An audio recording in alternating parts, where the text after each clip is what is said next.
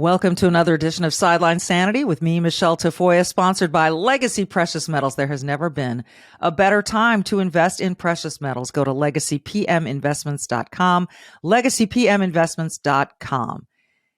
Philip Stutz is an interesting guy. He's got access to all kinds of data, not your name, but your IP address.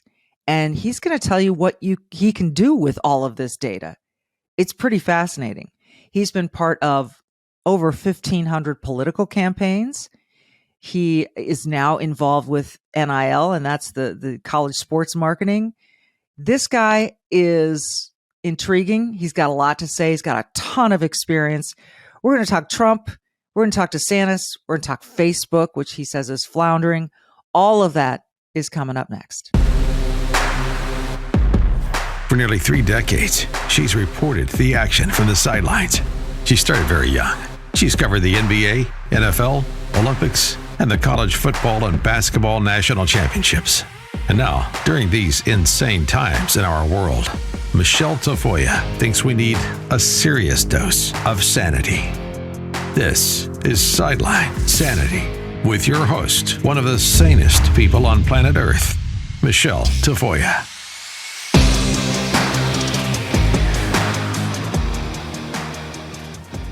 Well, here he is, the aforementioned Philip Stutz. And, looking at the number of campaigns you've participated in, how do you collect that many campaigns over? I mean, it's not like you're 80. So how did you do that? That's a really good question. Well, I'm 48. So I've been involved in it since I was 22. So we're talking 26 years. And I'd spent 2 or 3 election cycles at the Republican National Committee where we would work on hundreds of races at a time. Okay. When I started my political consulting company, this past year, I think we had worked on 150 races. Wow. My media company. And so we won 110 out of like 153 races. So that's where the number comes from. All right. When you win 110 out of 153, do you consider that good? Because that sounds like a pretty damn good percentage. Yeah. See, in our business, so let me give the listeners a little view of what it looks like how the sausage is made. In our business, it is the most cutthroat business I've ever been a part of in my life. If you lose a race, then your competitors, like the people that also are consultants and media advisors, they will cut out your legs from under you from every future pitch you do to a potential candidate going forward, right? And so you have to win more than you have to. And by the way, all our wins or losses are on publicly recorded databases. Like, what this sounds like to me? It sounds to me like college recruiting. Because they will use anything to get a recruit, and they'll point at their opponent's age, how many games they've lost, yada yada yada. That's what it sounds like to me. It's interesting you say that because I'm working for Nick Saban right now, helping him on NIL, and so for the last year I've really understood that a lot more. So yeah. Oh my goodness. Okay, so you're reaching far and wide here. We'll have to have you back on to talk NIL sometime. I just did a couple interviews with ESPN on it, so I'd be happy to. Yeah, it's fascinating stuff, but I want to keep it to politics today. As many Republican wins as there were, and we've got this now small margin in the House, it's really not helping Mike McCarthy become Speaker of Kevin McCarthy. Mike McCarthy's the head coach of the Dallas Cowboys, for anyone that's interested, which is why I often confuse their names. Kevin McCarthy's having a tough time getting the votes for Speaker. This is not a good look. It's quite frankly, it's embarrassing for the Republican Party. They look like they don't know what they're doing. How do you see this? This is a little bit out of your purview, but how do you see this resolving itself? I actually don't think it's embarrassing. I feel like the media is portraying this as embarrassing. I think this is a healthy way to have debate on what we're going to stand for in the next Congress. Now, if Hakeem Jeffries becomes Speaker because of some Republicans, well, then that would be highly embarrassing.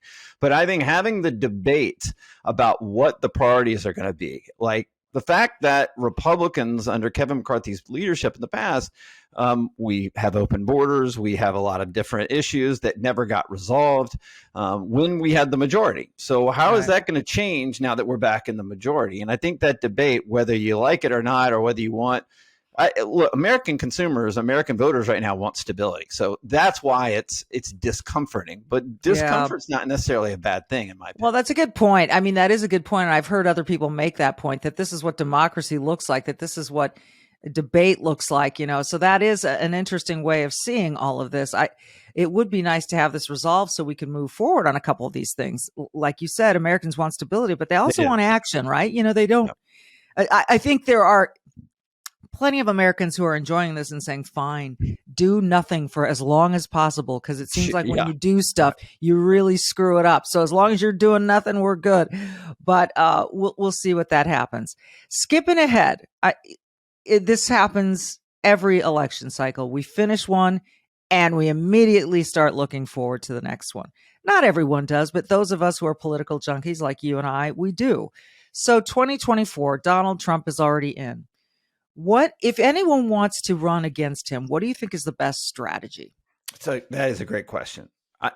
Having been a part of about 9 of these so far, presidential campaigns, been a part of 3 winning presidential campaigns, I would tell you that you got to pick a lane that's a little different than everybody else. And you have to be distinctive. And frankly, you got to kind of play a cat and mouse game, Michelle. The cat and mouse game is, don't be the front runner early. You're going to get attacked. I mean, this is what we've always seen. Look at Jeb Bush, 8 years ago or 7 years ago or whatever.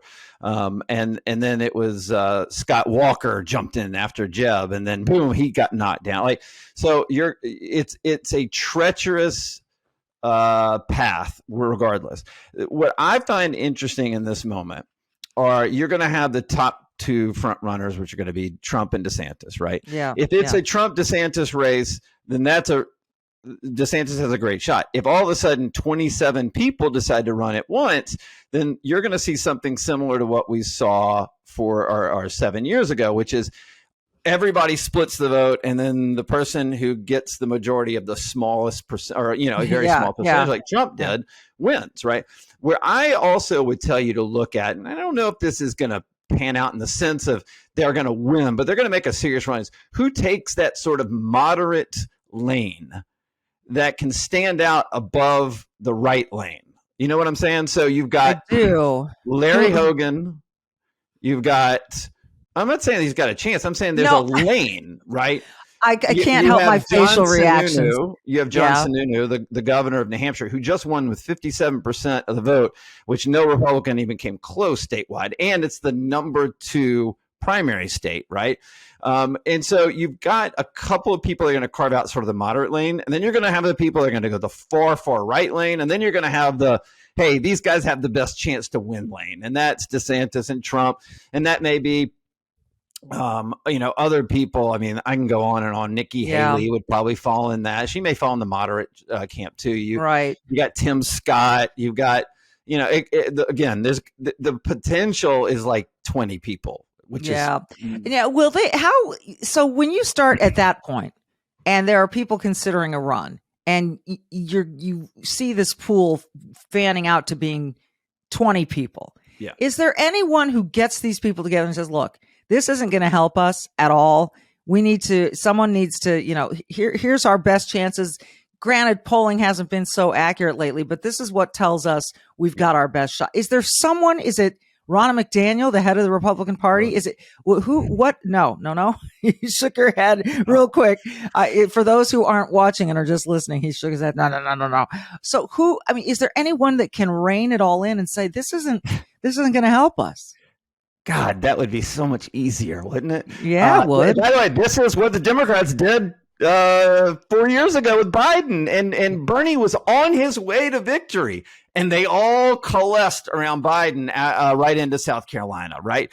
And so that is literally what happened with the Democrats. And the Republicans will never do it. We're too free thinking of a party, too independent minded.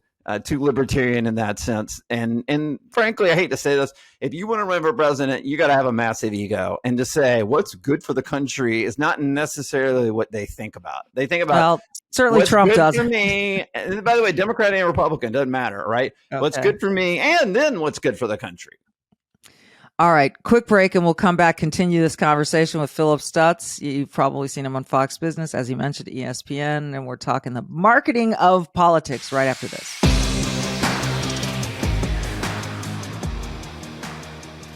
Well, you often hear me talk about my dog, Jersey, and sometimes he even chimes in. He is a healthy pup, and I think part of that is because I've been giving him a supplement. And why did I add this supplement to his regular diet? Because, they do the same thing with pet food that they do with grown-up food, adult food, people food, human food. They strip it of a lot of the vitamins, minerals, and nutrients that your dog really needs to stay healthy. So imagine if your dog, your pet, is suffering and they can't tell you that their health is bad. Well, I know you want to avoid that. So I want to tell you about Longevity Formula from Paw Made.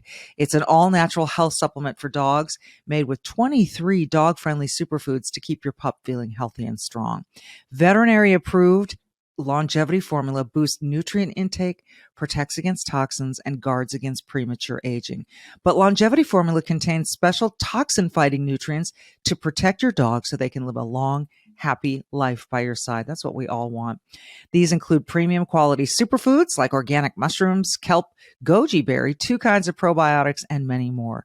Right now, there's a limited time offer exclusively for our listeners and viewers. For every purchase of Longevity Formula, you'll receive a free bottle of Pawmade's Hip and Joint Formula 2. So to claim your offer, go to pawmade.com/sideline, like sideline sanity, or call toll free 833-PAW-MADE. Okay, so that's PAWMADE.com/sideline, or call 833-PAW, PAW-MADE, MADE. Philip, you wrote me that you have a partnership with the largest data collection, analytics, and AI company in America. Yep. How do you collect all that data, and what do you do with it? Well, we've been collecting it for 15 years through tons of different ways. The last couple of years, Apple has restricted a lot of the ability to collect data, but now the TV streaming companies are giving us that kind of data. And so what you're able to do is capture IP addresses and then track those people's movements online to figure out why they buy, what they're buying, when they buy, what social platforms are on, where do they spend the most time. I got to interrupt you and tell you, that sounds kind of creepy to me. Totally creepy. I don't disagree with that at all, but what are you going to do with it? And so it's there, it's being used. For me, and the way we use is we try to align brands with customers in the way that they want to look for things, be treated, and find the products and services they want to buy. And you can tell all of that from data. Oh, I can tell you what from a business standpoint, I can tell them, I can take their customer list. So let's say a business has 10,000 customers. I can overlay that online, track the movements of all their customers, and then spit out a report that says, here are the social media platforms your customers are on in a chronological order. Here are the magazines they're reading and buying on digital publications. Here's the shows they're watching digitally online, and how many hours a week they're spending online. And we can tell you their top 3 values in life. Wow. And so and this is just, are customers identified just by sort of, are they identified by name? No, they're identified by IP address. Okay. Which is a unique identifier, but it doesn't identify name. Okay. None of this, I'm hoping, is shared with the federal government. Not from me. No, I wouldn't do that. Okay. I have no idea. Well, here's the thing. I know the social media companies, clearly, if you're following the Twitter files, they're all doing it. But we're taking their data from them that they allow us to have, and we're not giving that out to anybody else. Okay. If the social media companies are doing that, I'm putting you on the spot a little bit here. How are they any different from TikTok? And TikTok sharing it with the CCP. Now, granted, TikTok is sharing American information. With the Chinese Communist Party, they Yeah. kind of hate us, so that's not good. Is it any different though for Twitter, Well, Facebook, and others to be sharing it with the federal government? well, both are problematic, right? I would say one is that the CCP is trying to use. I mean, look, there are a lot of nefarious ways the CCP is trying to do it. Yeah. Trying to understand the DNA of people, like if you put all your stuff in 23andMe, they can create different strains of disease and things like that. Once they understand where the commonalities are, there are a lot of different ways that they're using this data. How they use TikTok, I don't know. We're learning how the American social media companies use that their data to share with governments. Clearly a lot of suppression. Clearly our government paying Twitter $3.2 million to get access to their data. It's insane, but it's to suppress. I would say China is to control And world potentially power. attack. Yeah. World Okay. power. Yeah. Yeah. So I see the difference there, but in Both my are opinion, nefarious. both are nefarious because suppression of speech is completely antithetical to the founding of this country, the establishment of free speech, and all those things. So we're in some, and here's the thing, Philip, the mainstream media doesn't seem to care about these Twitter files. Why do you think that is? It's fascinating. You literally have the government with proof that they are suppressing voices, Harvard doctors, Harvard MDs. You've got Adam Schiff, who's asking to ban journalists. I mean, you have evidence and they're not doing it, which, look, whether you guys talked about this or not, I mean, I just did this big interview with Fox Business on the destruction of the corporate media model and how we're seeing that cycle play out. And that's just it's just confirming for me, like when you can't even when you're not even honest about it, then your model is going to be pretty broken, because here's what it is. It's all the corporate media is about gaslighting right now. They're about things are true, them screaming at you that you don't understand what it is, that you're wrong. You're like, no, I know that's true. Nope, you're wrong. It's constant gaslighting. And here's the thing, when you gaslight 50% of your audience, and then you hit an economic period where we're in right now, where their paid subscribers are cutting budgets, oops, you're in a big trouble as a business. And have you seen that playing out? Is that what's actually happening to some of these streaming services? The Washington Post obviously came out a couple of weeks ago and had this big event where they said they were going to make cuts, and everybody went nuts. But they've lost 500,000 subscribers in the last year. 500,000. 500,000 paid subscribers. And interestingly enough, Barry Weiss's site, which is the Free Press now, it used to be Common Sense, and she's got this whole new site, has about 300,000 paid subscribers right now. I mean, do you have faith in the American consumer that we will find our way to truth, or are there still going to be enough people that say, I only trust CNN, I only trust one source, and I'm going to stick with them? Yeah, I guess I'm old enough where these things come in waves. They come in cycles, right? There was a time where, let's say, our food was grown locally and organically in the 70s and the 80s. The mass production of food came out, the Walmarts, the big boxes, everything. And now you're starting to see food production kind of go back into a local way. When you look at the cable industry, cable came in and dominated for 20 years, as you probably know all too well. Then all of a sudden they started losing subscribers, and everybody's like, hold on, I don't need 600 channels, I need 3. And all of a sudden they started subscribing to Netflix and Amazon and maybe YouTube TV or Hulu or something. But then the cycle starts working back into the sort of mass media effort. Like in the cable industry, 5 years ago, right, I cut the cord and I was paying like half of what I was under the cable bundle. 5 years later, I'm paying double what I was paying under the cable bundle because I keep adding subscriptions. Yeah, and that's what you're seeing in the media market right now, right?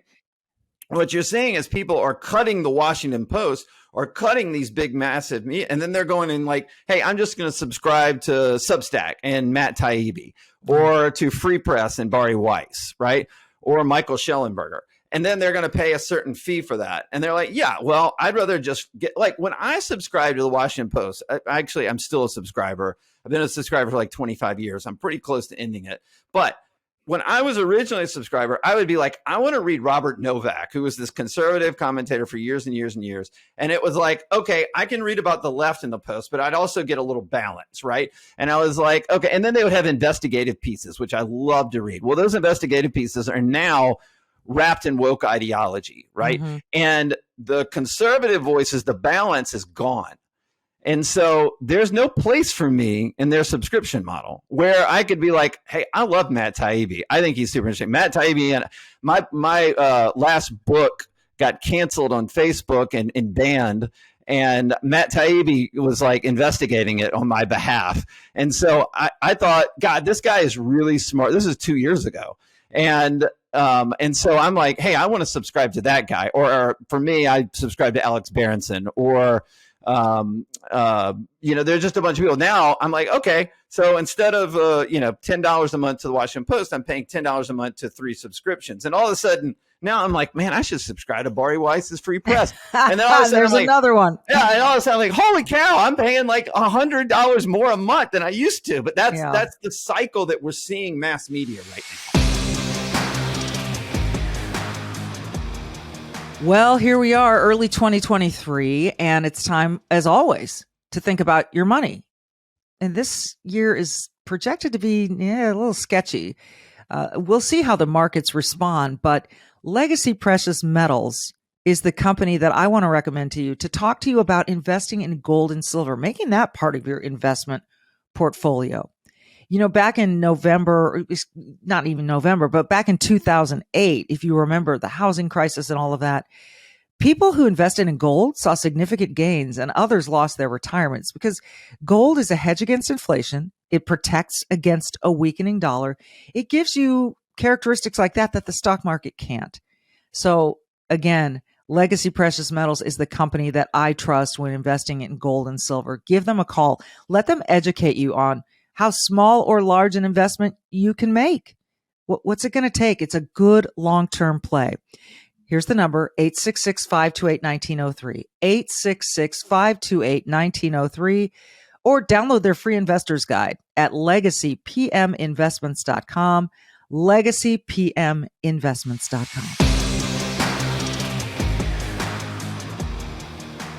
So in summation, what is your level of optimism, Philip? First of all, I didn't know that your book got banned on Facebook. Yeah, my book, the title is called The Undefeated Marketing System, but the subtitle got me banned. The subtitle was How to Grow Your Business and Build Your Audience Using the Secret Formula That Elects Presidents. That got you banned. That got me banned because Facebook said I was trying to influence an election. I wrote a business book. They said I was trying to influence an election. We appealed the decision, and they denied my appeal. So I wrote an article. I wrote this national article about it. Fox News saw it. They had me on to discuss it. Then Matt Taibbi saw that, reached out to me. And after Taibbi made 2 calls, they lifted the ban. Really? Yeah. Yeah. Okay, I just want this to sink in for people. Philip, do me a favor. Yeah. Tell us the book title, the whole thing again, and differentiate between the main title and the subtitle. The subtitle, again, folks, is what got his book banned on Facebook. Go ahead, do that one more time. Yeah, it's called The Undefeated Marketing System. And then the subtitle is How to Grow Your Business and Build Your Audience Using the Secret Formula That Elects Presidents. That is insane that would be banned. I said I was trying to influence an election. By the way, this was in January of 2021 after the election. There was no election. First of all, it's a business book. Second of all, the elections were over. And even in spite of your appeal, they upheld it until Matt Taibbi made a couple phone calls. Yeah, and I actually, part of it was I wrote an article where a buddy of mine wrote a Wall Street Journal bestseller, Lifestyle Investor by a guy named Justin Donald, and it was banned by the Wall Street Journal because he said the word. Sorry, it was banned by Amazon, because he said the word COVID in his book, because he was recommending how people had invested during the COVID pandemic. And Amazon said, if you want to be listed on our platform, you have to remove the word COVID, even though it had nothing to do with it. And then there was a local charity where I am in Florida who was trying to rescue during the pandemic abused children that were locked in their houses because of the pandemic. And they tried to do a fundraising on Facebook for it, and Facebook banned them or wouldn't allow them to fundraise because, again, they said they were trying to influence an election. Now, this was a charity trying to rescue abused children, and they were not allowed to advertise on Facebook's platform. And so I wrote this huge article on this. It wasn't just mine. It was Taibbi looking into all three of these stories.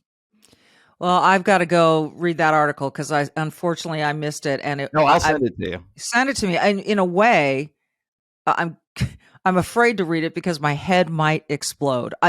People need to understand, and I think that a lot of people do understand what's happening, Philip, but they're almost like afraid to acknowledge it or say, man, this is effed up and we should really, maybe leave Facebook, maybe this, that, the other. But these platforms are so gigantic and people are so entangled in them because they're communicating with their business colleagues, with their friends, with their family. They've built up this following, and to just dump that and start over at a new platform seems really hard. Yeah. I don't know how you do it. I will say this. Facebook's in deep trouble. They have seen massive, it's not that people aren't on Facebook. Everybody's on Facebook. The engagement level on Facebook, the ability for businesses to advertise effectively on Facebook has dropped dramatically over the last 2 years. And thus they're in deep trouble. Now, Zuckerberg's trying to change that by bringing in Meta and bringing it to the alternative universe or whatever it is he's trying to do. But the Facebook platform as it is right now is not a successful model and has deep, deep, deep flaws. Well, it's going to be interesting to watch all of these. I personally, the TikTok stuff genuinely scares me. Yeah. To me, it is terrifying and it should be banned in this country. It's been banned in other countries. And I hate that my kids are on it, and it's like crack. I've asked them to leave, and here's what I get, Philip. Well, why would the Chinese Communist Party care about a 14-year-old? It's like, it's not now that they care about it. Anyway, Philip Stutz, we're going to have you back because there's so much to discuss. I'd love to have an NIL conversation with you. Yeah. And we could, that would be fun because I can tell you where all the bodies are buried there. Well, we don't want to ruin your business. That's the thing. But I'm good either way. You can find him at Philip Stutz, STUTTS.com. And you've heard the book mentioned twice, but you've got another book as well. Your first book, remind me. It's called Fire Them Now. Fire Them Now. Yeah. Is this about hangers on that shouldn't be? I wish it was. It's about unethical marketers and how to overcome them. Okay. All right. That's good to hear. Yeah. Check him out. PhilipStutz.com, PhilipStutts.com. We'll put a banner there as well. Great to talk with you. We'll do it again. In the meantime, folks. Yeah, you got it. Thanks for listening to Sideline Sanity. I'm Michelle Tafoya. Remember to be brave and do good. Thanks for listening.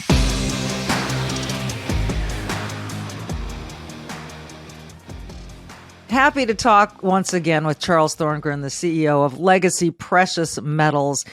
I think it still is confusing to people, some people, as to why a precious metals investment would be a worthwhile one, particularly at this time when they're thinking, I'm doing all I can to put gas in the car. Why is now a particularly good time? And we'll go from there to how small of an investment is worthwhile for someone. A great question. And I think the importance of why really comes into the fact that we have to save for ourselves, whether it's a little here, a little there. whether it's making it a plan and putting out so much a paycheck, whether it's making sure we fund our retirement account. We have to realize we are responsible for ourselves in the long run. You mean that no one else is going to ride up and save us, on some white steed? It ain't going to happen. It ain't going to happen. And anyone who's promising to do that is getting ready to take advantage of you in some form or fashion. Yeah. And so if I'm an investor, a potential investor, and I'm looking at Legacy Precious Metals and I'm saying to myself, yeah, this sounds smart. I don't have a lot to spend. What would you tell that person? I would say, do what you can. If you never start, you never get there. So the most important step you can take is saying, I'm going to take care of myself and my family. I'm going to make it a plan. I'm going to take action. I'm going to start in the way that's comfortable for me. That's the important thing. The first step is always the hardest. But once you take that first step, the second step is easier. And then you're moving. And then once you're in motion, it's hard to stop you. So that first step, most important step. I always tell people they can call and talk to an IRA expert or check out the guide that they can download for free, the Investor's Guide. What is the number one question that you get from people who are first-time investors? The biggest question I get is this right for me? That is the question. And that comes from everyone. So everyone's asking the same, is this right for me? And yet we're all so unique. And yet it is a sound investment for just about any portfolio, isn't it? It is. Even though we're all unique, that uniqueness is going to tailor the way we begin the investment. Okay.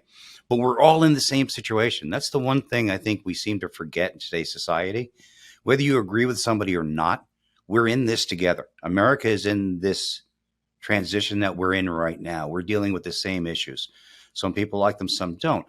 But we're all in it together, right? So the need is the same. How we prepare and how we invest is what changes from person to person. But we all have that same need. It's a great point. And again, I encourage people to just make the call, pick up the phone. That step is always the hardest. I'm not sure why that is. In any kind of effort that you make in life, whether it's weight loss or exercise or investing some way to better your life, it always seems like that first hurdle is the challenge. But when they call, who are they going to talk to? What's going to be on the other end of the line for them? Great question. You're going to speak with one of our customer representatives, and their job is not to sell you metals, right? We have a much different approach. We're going to answer all your questions. We're going to show you what options you have. And on the rare occasion, this isn't right for you, we're going to say, this probably isn't right for you. We have a gold company here, but I say it all the time. What we actually deal in is customer service. We want each and every individual that calls to get the answers they need to be able to make the decision that's right for them. And we want to do that in a way that's not pushy, that's not salesy. And that's what makes my team so special. We care about each and every caller. And we're going to show you what options you have, and then you get to make an informed decision. So don't be afraid of the phone call. It's the best thing you can do. And this is why I am so honored and I feel privileged to be sponsored by Legacy Precious Metals. They're the ones that I'm going to deal with. And I encourage you to pick up the phone, give them a call. Even easier, go check out their guide. It's a free investor's guide at legacypminvestments.com, legacypminvestments.com. But as you said, Charles, pick up the phone. You're going to talk to someone who can answer your specific questions and get the ball rolling, get started, do something that is a long-term play for your family's benefit. Charles, it's always great to talk to you. Thank you so much. Oh, it's my pleasure. It's always great to be here.